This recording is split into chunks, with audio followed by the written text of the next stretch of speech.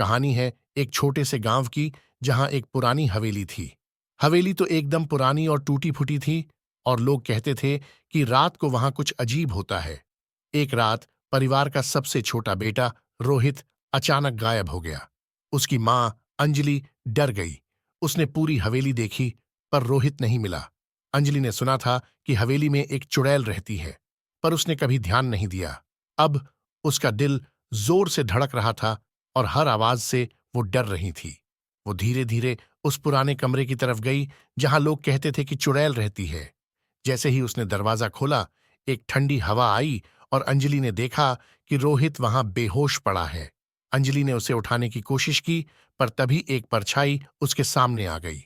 परछाई धीरे धीरे बड़ी होने लगी और अंजलि के सामने एक डरावना चेहरा आ गया।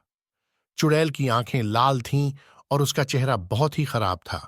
अंजलि ने हिम्मत करके पूछा, तुम मेरे बेटे को क्यों लाई हो? चुड़ैल ने कहा, तुम्हारी इस हवेली में मेरे साथ जो हुआ उसका बदला लूंगी। अंजलि ने डरते हुए पूछा, क्या हुआ था? चुड़ैल ने बताया कि बहुत साल पहले उसे इसी हवेली में बंद करके रखा गया था और उसकी तकलीफ ने उसे चुड़ैल बना दिया। उसकी आत्मा अब भी यहां भटक रही है और वो हर उस परिवार से बदला ले रही है जो यहां रहता है। अंजलि ने चुड़ैल से माफी मांगी और कहा कि वो उसकी मदद करेगी।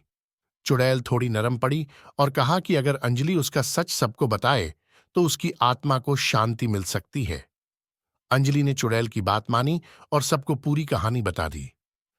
कुछ ही दिनों में उस हवेली में पूजा हुई और चुड़ैल की आत्मा को शांति मिली। रोहित भी धीरे धीरे ठीक हो गया, पर उस रात का डर हमेशा उनके दिल में रहा और गांव वाले उस हवेली को हमेशा के लिए छोड़कर चले गए। दोस्तों, ये थी कहानी। ऐसी और कहानियां सुनने के लिए चैनल को सब्सक्राइब करो और बेल आइकॉन दबा दो।